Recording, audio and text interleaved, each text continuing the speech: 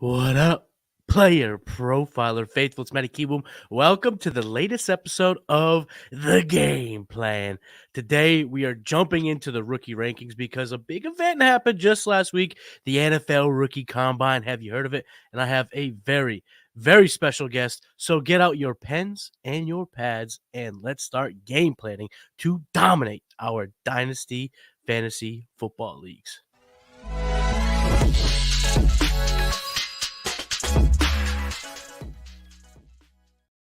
My guest today is making, I believe, his third or fourth appearance on the game plan.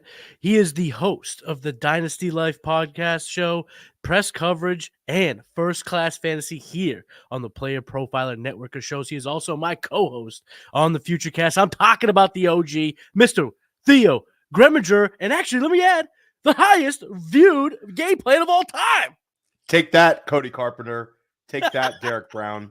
Take that, Pat Fitzmaurice. I hold the record for most views on the game plan. I think we did something similar to this, and it just resonated with the community where when we talk rookie draft strategy, Matty, the people line up. The game plan is like, it's lit this time of year. You got 2 months till rookie drafts, man. It's time to get after it. I'm so excited to talk rookies with you. I feel like I've been talking rookies nonstop all week, and every time I sit down with somebody like you, somebody like Cody Carpenter, Alan Soslowski, Heath Cummings, it doesn't matter. Like, I'm learning new things. There's little tidbits about this class. You know, all four positions have interesting players. I think that this is a really big year for us as dynasty managers. It's a little bit of a transformative year. We saw last year how impactful that class was. We now see like 12 of the top 55 on Underdog, our class of 2023 guys in the early Underdog drafts. And I think this class could have that kind of impact. So I'm stoked, man. I'm really excited to talk shop with you. Yeah, definitely happy to have you on. You know, we did the future cast that's out now, 4-man mock draft over 3 rounds, but now we can kind of dive into the weeds together. We can kind of talk about all of some of our narratives, some of the takeaways that we've talked about in other shows that we've done this week, and we can kind of hopefully put it into a nice conversation because, like I said, it's that, like you said, it's that time of the year. I think 45-ish days away from the NFL draft. I'll see you in Detroit, my friend. That's another very, very exciting time of the year, right? So excited for that. We have some really cool announcements. A lot of the people you're used to seeing last year, Matty Kiwoom, Cody Carpenter, Podfather, myself, we're all going to be back in the draft house. But we also have Memphis Young is going to be streaming with us. Bradley Stalder is going to be streaming with us. And then we have a lot of very exciting guests that we will be announcing over the next few weeks where you're not just going to be hearing from the Roto Underworld player profiler. Oh, Alex Dunlap. I should say he'll also be on the stream like he was last year. But you're going to hear from a number of new voices, especially day 3, which can sometimes be a little bit not less interesting, but not as captivating as day 1 and day 2. Day 3, you're going to have some really, really cool guests. Some of the dynasty analysts that kind of across fantasy football are going to be joining us on like our ever-growing NFL draft coverage. I'm so excited for it, Matty. It's a lot of hard work. Like a lot goes into it. We all travel to Detroit. You have to talk about like we're operating like multiple cameras, multiple microphones. We do not stop streaming. Like it's like being on a podcast for like 6 hours. But it's a lot of fun, and it's going to be awesome to hang out with you and all these people that I speak to daily, but I rarely get to see. I see you like once or twice a year tops. Yeah. So it's going to be like really nice to see you in person and Cody and all these people that I'm like good friends with, through Player Profiler. Yeah, it's awesome. I mean, I can't wait to see all the guys again. And then also me, I've never met Memphis in person. Very excited for that. Bradley. So it's going to be awesome to be in Detroit covering that. And day 3 isn't that necessarily that it's boring. I think it's burnout. I think we're all kind of, we're a little burnt out. It's a better word for it. It's a better word for it. Yeah. And I feel like for me, I'm different than you and Cody, where you and Cody can talk about the defensive players drafted in like the 6th and 7th round, the deep offensive linemen. Like my focus is towards the fantasy end of it. And I feel like on day 3, it's a lot of my focus ends up being like wrapped up to, hey, let's talk a little bit more about what happened on day 1 and day 2, because it's always so fresh in my mind. And then, of course, we have to get the Roshan Johnsons, the Puka Nakuas, these guys that come out into the day 3 as well for fantasy focus. But it's a really nice balance we have in the house. of different voices and opinions. We don't always agree, but I think we're crushing it. And I think it's going to continue to grow. People who consume fantasy football want to hear fantasy football takes on the NFL draft. Like, all due respect to the big networks, there's people that are never going to get away from them. But I think every year there's more people that are fantasy driven. They're going to be drawn into streams like ours. And I think it'll continue to grow. I think it's a really, really fun and great idea. And we're going to try to keep building on it.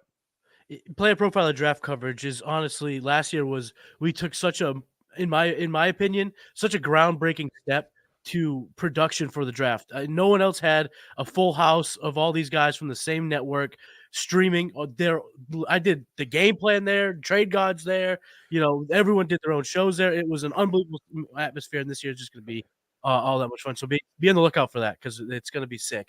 I guess we'll just dive right into the NFL Combine. It's come, it's gone. I've been. Workout numbers. We got testing metrics. We got measurables. We got all this stuff. All this information has now been dumped on us. So it was the time that everyone is recalibrating their rankings, their risers, their fallers. So, Theo, give me some risers from the NFL Combine that the game planners tuning in today should put on their radars, move up their own personal rankings, and get ready to target come their rookie season. So for me, probably the number one takeaway is, for a few months, I've been taking a bullish approach on this running back class.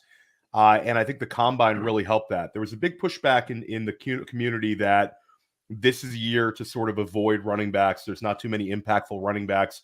We're not going to see a lot of guys drafted on day 2 even, became a big narrative. But I think at the end of the day now, we are going to see 6 running backs selected by the end of round 3. And we had a number of wins at the NFL Combine. Trey Benson is probably the biggest winner. It was a guy that we needed to see weigh in at a decent weight and run a good 40-yard dash time. He was a player that we're banking a lot on draft capital and athleticism, and he certainly checked off boxes there with a 4.39 40-yard dash. I think Jalen Wright was really a big winner. Also running a blazing 40, 210 pounds. I think the chances of him being drafted on day 2 it's almost a lock at this point for me. And then there was Blake Corum. I think Blake Corum running a 4.53 40-yard dash. And how can we forget Marshawn Lloyd, 220 pounds, runs a 4.46. So a few of the running backs that we were high on all helped themselves immensely. And wide receiver wise, we're not going deep here. But Xavier Worthy, Adonai Mitchell, Ladd McConkey, the chances of us seeing a record-breaking number of wide receivers selected in round 1, I think, goes up. And I think that makes our rookie draft picks a lot more valuable. So those are not guys that the game plan audience is unfamiliar with. But I will say, low-key, one position that really won the day was tight end. And tight end has no buzz after Jatavian Sanders and, of course, Brock Bowers at the top. But we saw a number of tight ends in this class hit athletic measurables that we love to see. There's one position in the NFL that you really need to be athletic in to have success, and that's the tight end position. Of course, wide receiver and running back, you want to see fast and athletic dudes too. But tight end, it's a great measure of fantasy success. Almost every tight end that you like and you start on your fantasy team and you're getting production from runs a sub 4.7 40. And we had a ton of 4.65 or faster guys at the Combine. So I think it was a lot of winners. If you start adding up on your hand guys who help themselves versus guys who hurt themselves at like a high level, Matty, I think we're going to walk away with more guys that help themselves. So exciting draft when we put it into focus with the Combine. That's right. A lot of speed was actually recorded. I think it was the fastest average 40 time amongst wide receivers ever at the Combine. 8 sub 4.4. 8 guys ran sub 4.4. Yeah, guys are flying. Guys are flying, and what we had coming into this draft was we knew that they were big receivers. That it wasn't like 2023 that these receivers were big, but they were still fast. Matter of fact, they were the fastest. So that has to help. At the NFL Combine, it felt like you could just see some of the people there in attendance, namely Jim Harbaugh, who they maybe gravitated, who reached hurdles. And I will say this about Blake Corum. You may look at that 4.53 and say that it's not fast enough. But I tell you that Jim Harbaugh did one of these when it happened. He went. So he hit, that was a threshold I'm assuming Blake Corum was trying to get to, and that's going to put him on the NFL radar. The NFL is going to love him. He had the biggest media scrum amongst running backs. So you always have to factor that in with Blake Corum. But yeah, those are some of the risers. Stick around because we're going to continue to dive into the rookie ranks. We're going to break these things down post-combine. But first, here's a way you can dominate your dynasty leagues. Now, I know many of you are looking for a secret weapon for your Dynasty League, and I have it. It's called the Dynasty Dominator app. You go to the App Store, go to Google Play. It's right there. It's $5 to download, and then every year it's $5 to load the next incoming class of rookies. You can add Superflex, add tight end premium. It's incredible because it allows you to look up players. It allows you to vote on whether a player is a buy, hold, or sell, and then see the market sentiment on that player. And you can compare their lifetime value rating from PlayerProfiler to their Dynasty ADP at the FFPC, all in the price lookup tool. And beyond that, we have a trade analyzer, so you'll never lose another Dynasty trade again. And in our settings, you can set this is a win now team, this is a rebuilding team, and then we let you compare players. Look at their metrics side by side, prospect metrics, NFL metrics. It's all there. It's $5 in the App Store. There's some add-ons for Superflex and to buy the upcoming rookie class. Every year, you're going to spend $5 on this thing, and it's going to be well worth it.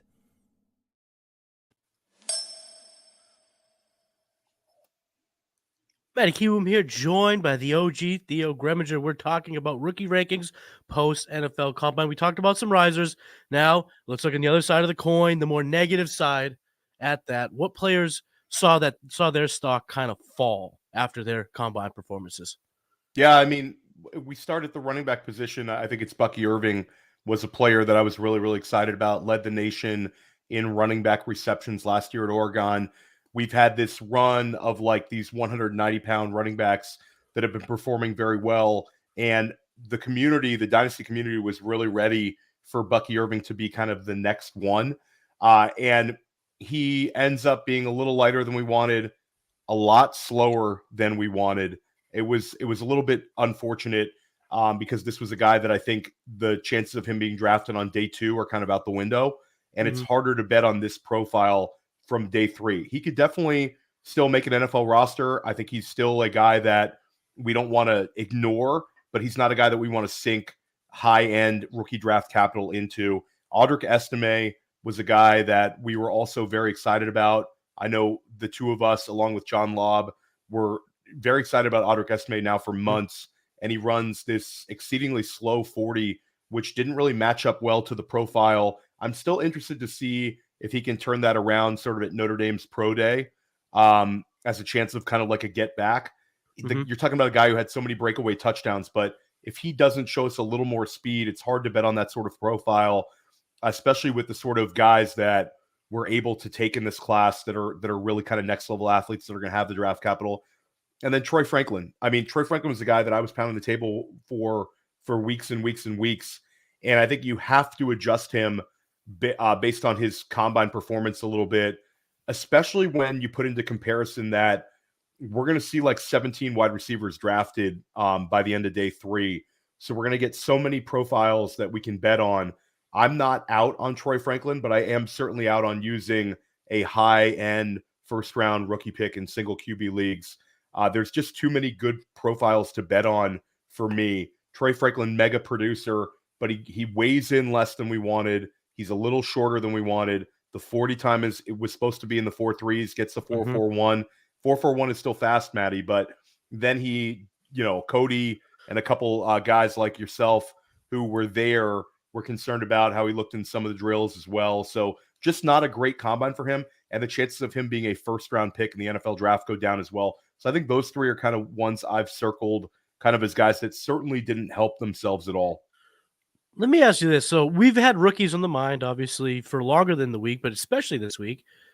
And I've been thinking about this because Bucky Irving's a faller. Troy Franklin's a faller. In my opinion, at the Senior Bowl and at the Combine, Bo Nix has done nothing to truly improve his stock. Are we going to now have to look at the program at Oregon as a bit of a fugazi an offense that can just run at such a high level that I can inflate surface stats of what seems to be mediocre profiles. So what are your thoughts on just looking at the players that come out of Oregon going forward, so people tuning in now can maybe either put it on their watch list or at least keep an eye on it? Well, so last year we saw, the whole discussion of the Tennessee Volunteers about how we need to sort of adjust our expectations because of the style of the offense inflates the stats a little bit. Hendon Hooker, Jalen Hyatt are not going to be first round type picks, despite their first round type stats in the SEC. And the NFL kind of showed that to you. I'm of the opinion that Oregon, I say it incorrectly, Matty, all the time. People bust my chops for how I pronounce it. So the Ducks. The Ducks. I'll take it year by year. I hate saying that it's a program thing. I think it could just sort of be like the offense certainly rose expectations with the production that they had, but I'd push back a little bit on Bo Nix. I think Bo Nix sort of is what he is. He's not going to be the kind of guy that wows anybody at a combine type event. I think for me, Bo Nix still could sneak into the first round. There's a number of NFL teams that are going to look at Bo Nix as an improvement for what they currently have on the roster, and sort of an above replacement level quarterback is kind of in his potential outcomes. So Bo Nix, I think, if anything, like Bo Nix sort of helped elevate this a little bit. And Troy Franklin will still go in round, I'd say round 2, round 3. So it's not like he's dust. So I don't think we need to bury the Ducks. Like Justin Herbert's still a pretty good player.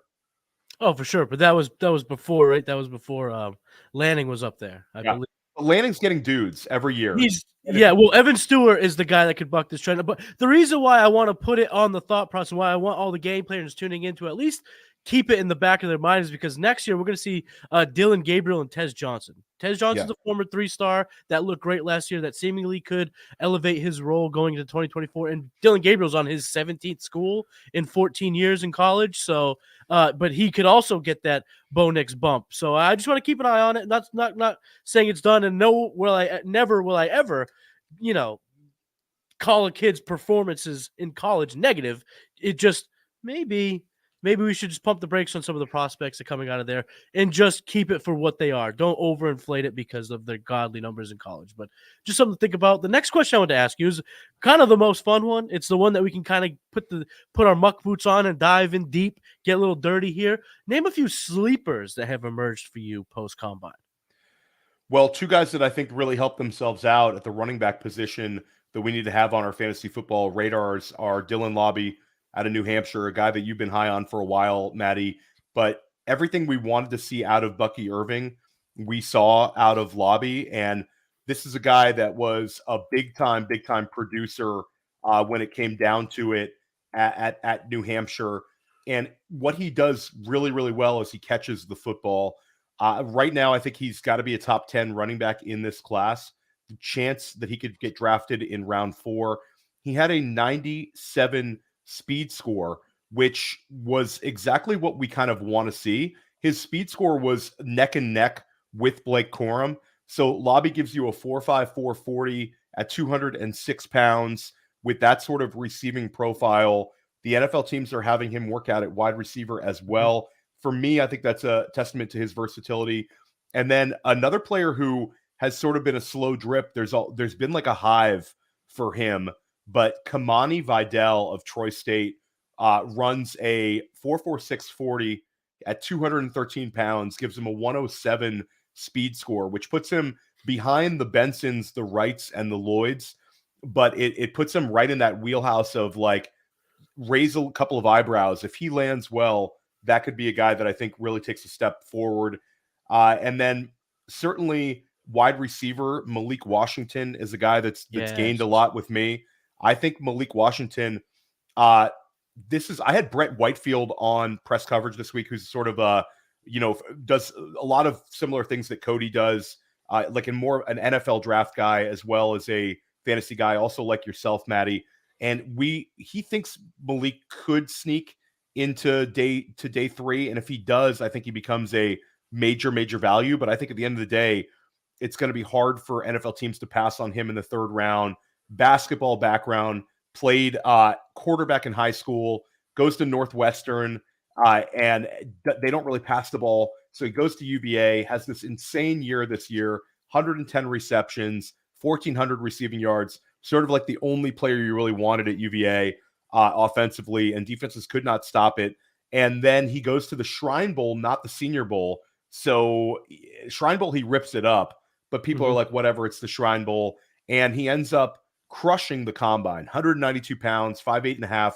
So he's got kind of a little Debo type build, a mini Debo, thick running back size guy. And he leads all wide receivers with a 42.5-inch vertical and a 4.47 40-yard dash. So now we've seen the production. We've seen the athleticism. Interesting profile. Malik Washington's one for me that I definitely want to have exposure to on my Dynasty teams. I just hope he doesn't steam up too much with NFL teams.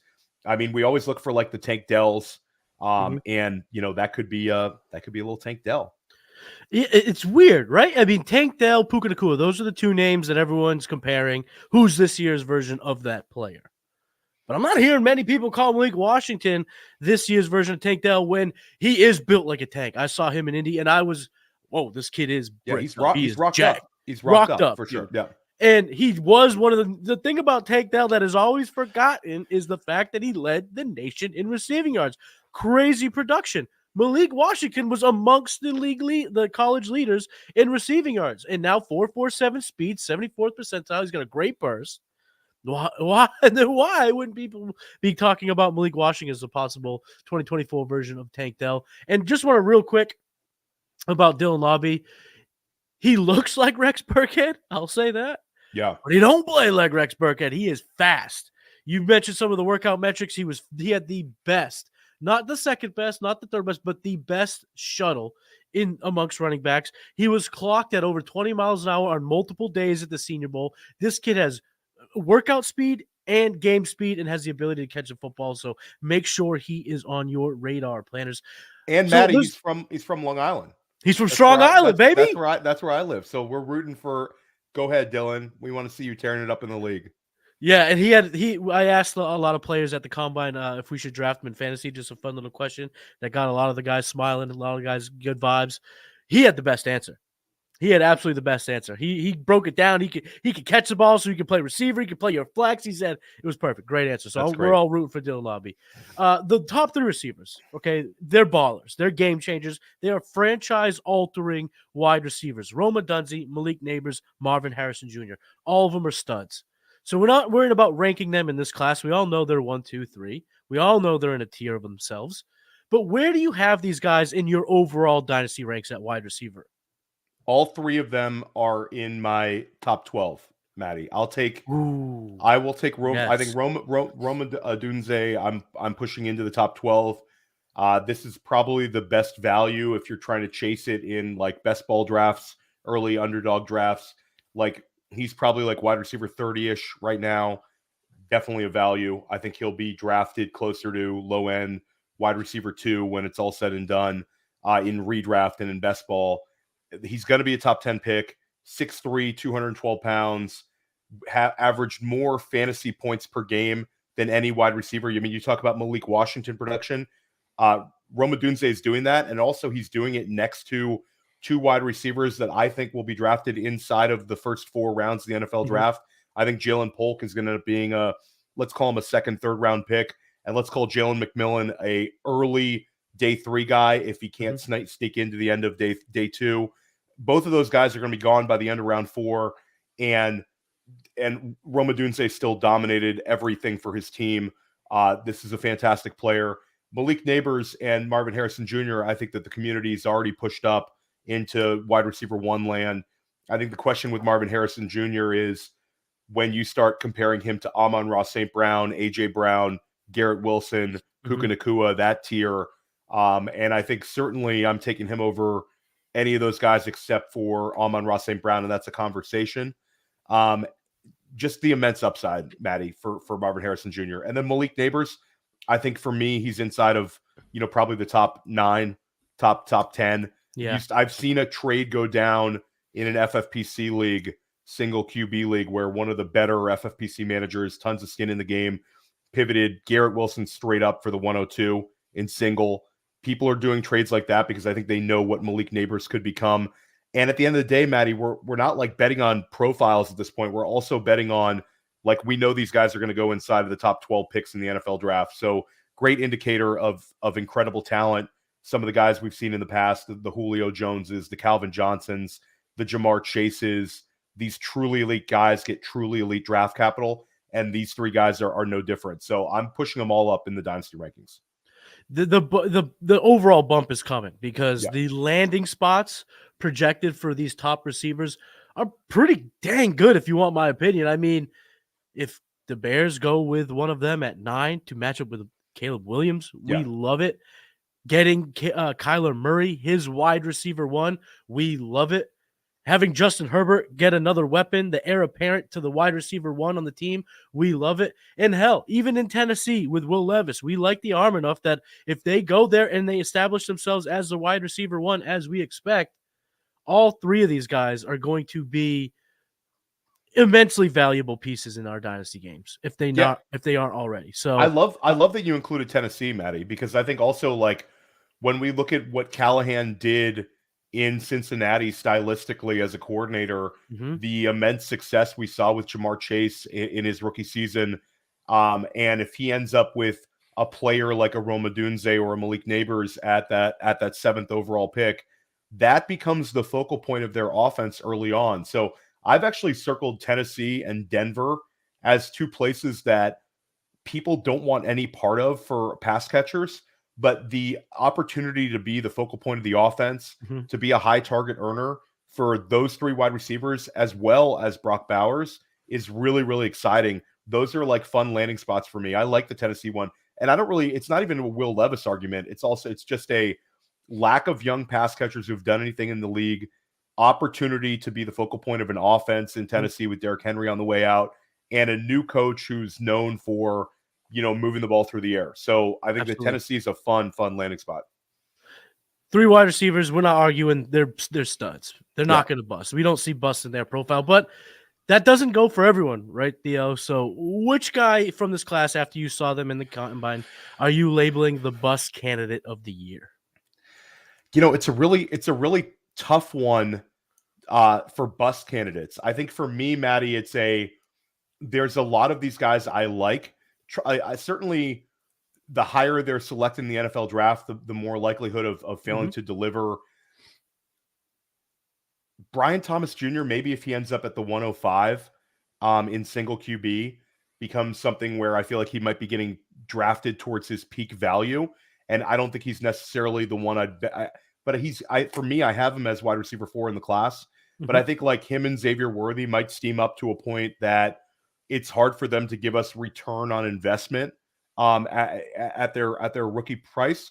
But I like both of them. I also think there's a chance that Adonai Mitchell gets steamed up to that spot, depending on landing spot. Like if Adonai Mitchell lands at 32 overall to Kansas City or something like that, people are going to go nuts for. But honestly, I really believe in the quality of this wide receiver class. It's very deep. There's a lot of guys on day 1, 2, and 3 that I think are coming into the league ready to go. And we look at last year's class, like Quentin Johnston was a bust. Yeah. And then we saw Jonathan Mingo bust. We saw Jackson Smith and Jigba fail to deliver expectations, but JSN hasn't lost a ton of dynasty value despite having only 600-something yards receiving.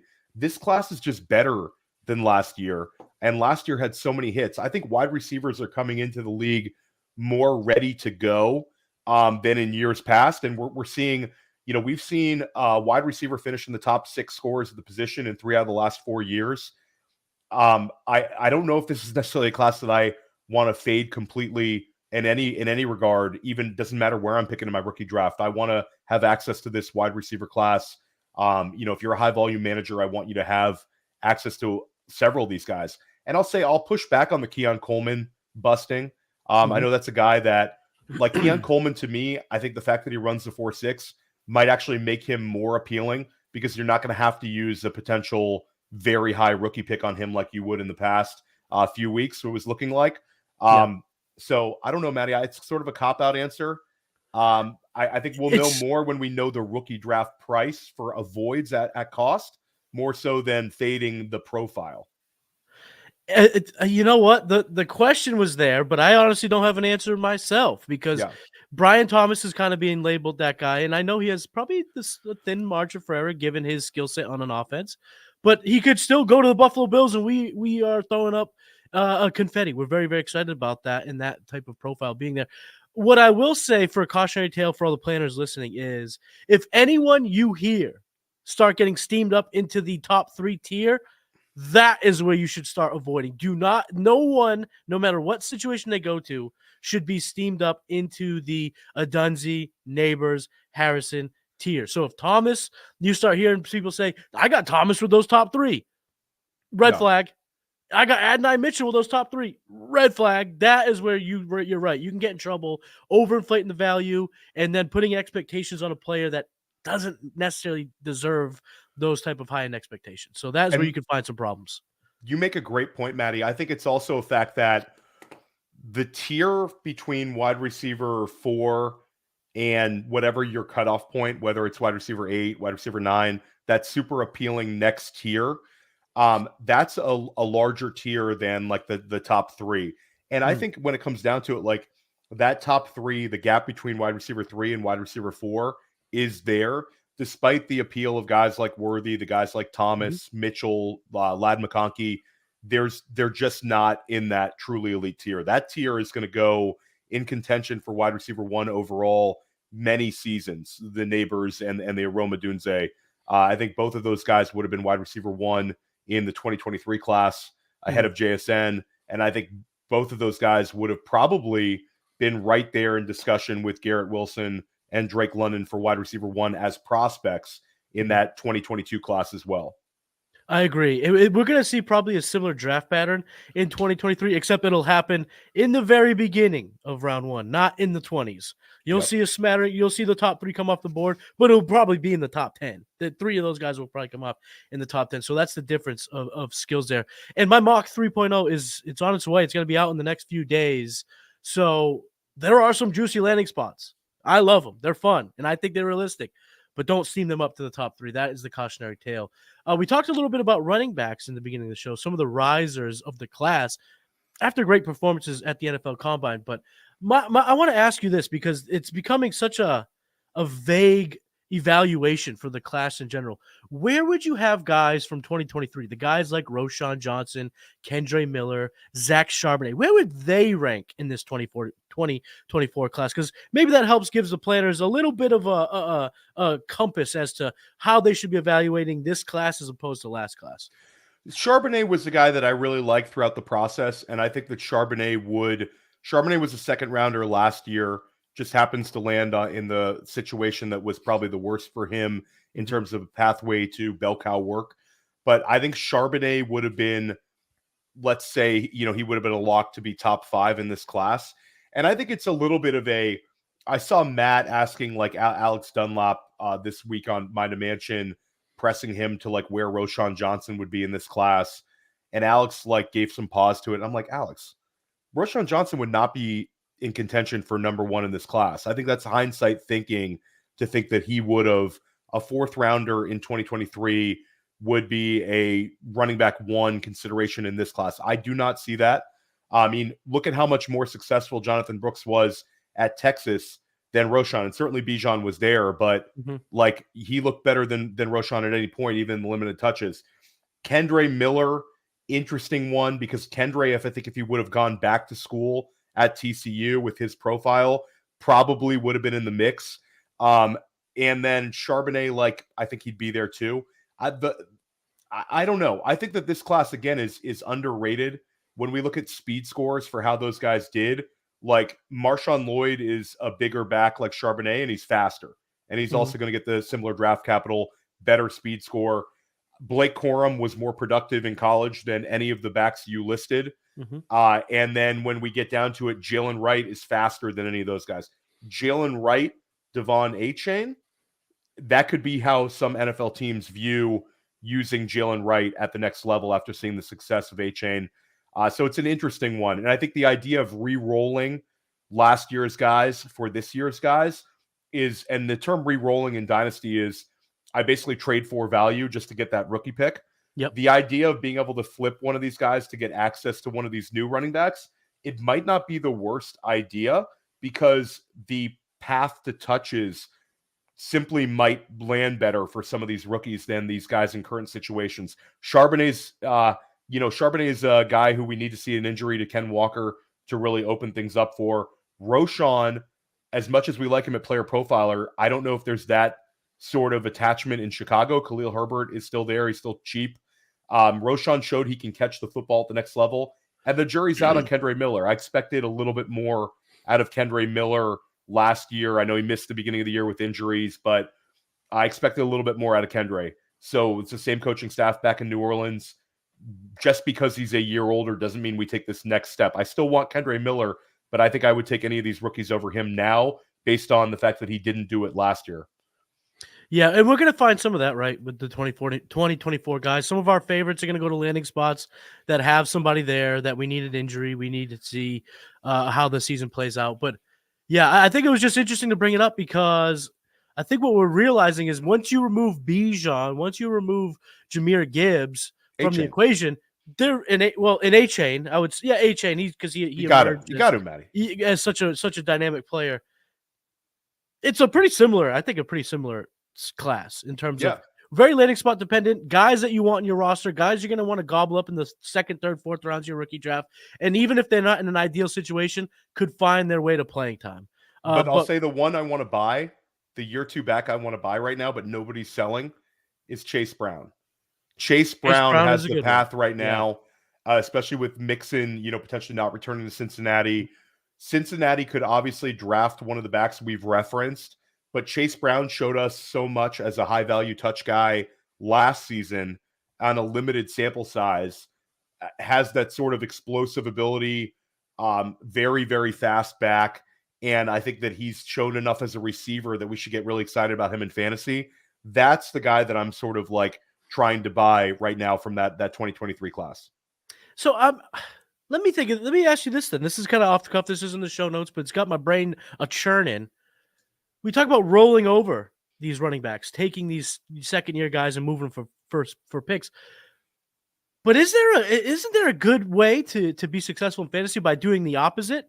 Because Tajay Spears is now the cleared runway for stardom in fantasy. Chase Brown now has a way clearer path this year to be super successful than it was last year. We start with Kyron Williams 2 years ago, where it took him a year to marinate and find the opening for LA to be a stud. And I think now if there were to be a moving on from Alvin Kamara, which we are hearing a little bit of rumblings that the Saints may try to move on, Kendre Miller is now freed up to kind of rumble.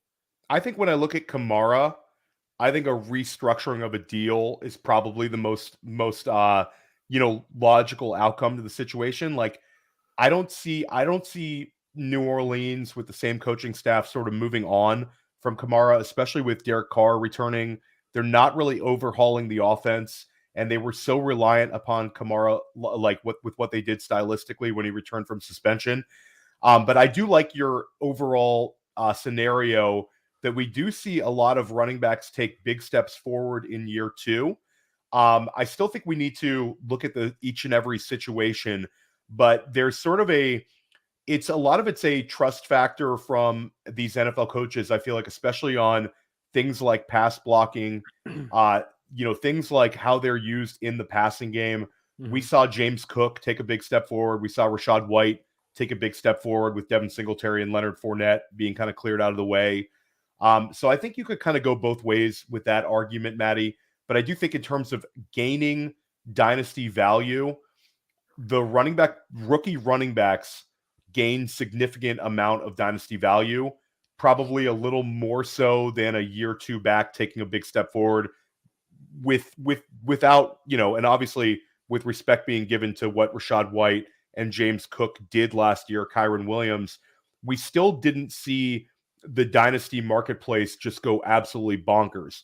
If you have some crazy high trade for Kyron Williams in your dynasty league, definitely tweet that at us. But I'm not seeing it, despite him giving us, RB1 production. It's sort of like an assumption that if you didn't do it out the gate, you're not quite that guy. I don't know if that's the right approach, but that's certainly how I'm seeing the trade market. Rachaad White, you're not seeing like Rachaad White go for the 105, and he was a top 6 running back in year 2. You're not seeing James Cook go for anything besides a late first round pick, and he was a top 12 running back and looks like a Buffalo Bills focal point. So I really think it's a lot of the guys that are the truly special running backs for us in terms of dynasty value, and the running back position is generally diminished and not as valuable year in, year out. There's less and less running backs that command that incredibly high dynasty startup cost, the multiple first round pick value guys. The guys who do it in year 1. Jonathan Taylor, Breece Hall, Jahmyr Gibbs, Bijan Robinson, Christian McCaffrey finishes as an RB1 as a rookie. Alvin Kamara finishes as an RB1 as a rookie. Saquon Barkley finishes as an RB1 with a rookie. So like your God tier, they're doing it as rookies. They're not taking like that big step in year 2. So I don't know. I think the chance of getting a guy like if Blake Corum lands in Los Angeles and finishes as RB10, based on the quality of the offense and his ability as a player, he's going to have a meteoric rise more so than if Roshan Johnson finishes as running back 18 because he catches 55 passes. That's true. And I guess that's a difference between process and then actual reality, because we want to follow certain processes. We like to run the smart processes when we're dynastying, but sometimes in reality, it's not there, because I'm with you. When you actually get into practice and get into the weeds, what you're finding in these league marketplaces is whoever rosters Kyron Williams, James Cook, Rachaad White, they're not selling for even 100 cents on the dollar. They want a $1.50. They want $1.25, and no one's paying that, which leads to stalemate of these guys just not moving. Trade equity also just really matters for our dynasty teams. So like production really, really matters. Of course, you can't get there to like the pinnacle of winning your league without really strong production. But if I don't have potential trade equity on my roster to make that final move that helps me get that push, maybe in week 10 on, that's going to hurt my team. And that's right. having draft picks and not trading them all away too early. And that's having players that are appealing for managers that are in a rebuild. The rookie running backs are always going to hold that sort of appeal. You got to have something in your back pocket to flip late in the league if you're looking to contend. There's no doubt about it. One last question. I'll get you out of here, Theo. Sure. What player from the 2024 rookie class are you, Mr. Theo OG Gremminger, planting your flag on, a.k.a. who's horny you tootin'? Man, that's a great one, Matty. There's several guys that I mean, the top tier guys I've been selling out to try to get into the top tier to get them. I made a trade today in a big Superflex league where I traded Jalen Hurts to get Kyler Murray in the 107, so I get access to the Roma Dunzes and Brock Bowers. I'm going spicy. That's nice. I truly believe that this is a transformative year at the upper echelon. The 3 wide receivers we referenced and Brock Bowers, even if it feels like an overpay, getting those guys on my dynasty team, I don't think a year from now I'm going to be upset that I overpaid to get any of those guys if I land them. I also am really trying to get into the 108 in Superflex, and I'm trying to get in the 104, obviously, in single QB leagues. I'm willing to overpay. If you're in one of my leagues, I'm going to pay you $1.50 for $1 on that. But I'll say a few guys that are really, really interesting to me that I think I'm going to have a great deal of. I think Ben Sinnott is one that I want to have a ton of. Kansas State tight end. I think he's going to get day 2 draft capital, had the highest vertical leap of any tight end, runs a 4.68 40. This is a guy that was moved all over the field at Kansas State, led them in receiving yards, led them in receiving touchdowns.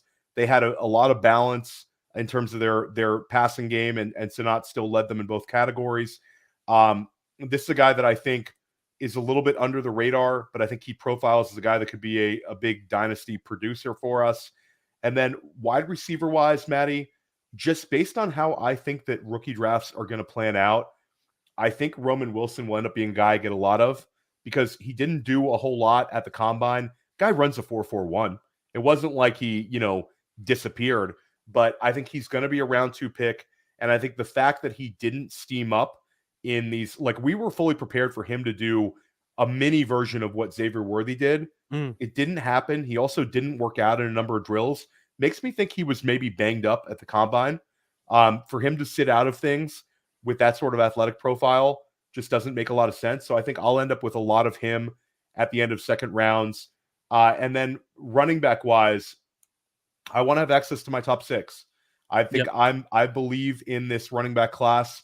I don't think that we're going to end up with a Jahmyr Gibbs or a Breece Hall or Bijan Robinson, but I think the amount of utility we're going to get out of this 2024 running back class, when we combine it with the narrative that all these hive mind dynasty people hate it and they don't want us to draft running backs, I could see myself coming away with 2 of the top 6 on a lot of my dynasty rosters. And I think that the outcome could be similar to what we saw in 2022. That 2022 class, Matty, we ended up with like 9 of them in like the top 24 running backs last year. I think 2 years from now, we could be talking about how Trey Benson, Jonathan Brooks, Blake Corum, Marshawn Lloyd, like a lot of these guys are hitting and they're all inside of RB2 land. And they're guys that we're very happy to have on our dynasty rosters. I think they all kind of profile that way. So it's instead of a player, let's say, plant your flag on a top 7 or 8 pick in Superflex, and instead of getting those 3s for running backs, get a couple more 2s, because let's not pretend like the running back class might be a dud 1 through 24, 1 through 20, but 1 through 6, get a couple of those guys, get 2 or 3 of those guys. I think you'll be better off for. I think that would be something that would be great process, and it'll be helpful Early seconds, Matty. Early seconds. We've been talking about early seconds. We love it on the Future Cast. We love them. You could make a case in single QB for trying to flip like the 107. I mean, again, if you need a quarterback, Caleb Williams is going to be there. Don't ignore that. But if you're set at every position, then this is the kind of year where if I could have like the 202 and the 203 instead of the 107 in certain leagues, I'm going to take my double shot on 2 of those running backs. And also, Matty, you can't have every single wide receiver drafted in the first round. So like there's been a couple of mock drafts this week that me and you have taken part in. I took a part in one with you that's going to drop on Player Profiler YouTube soon. And I did one with Cody, and like Ladd McConkey's right there at the 1-2 turn in single QB. So him falling into the early second, or Adonai Mitchell falling into the early second, Roman Wilson coming up from the late second. Like there's a lot you can do with those second round picks. There's a ton of value from like pick 11 through like pick 20 right now in our single QB leagues. That's right. So go ahead and get those picks. Theo, thank you so much for joining the game plan.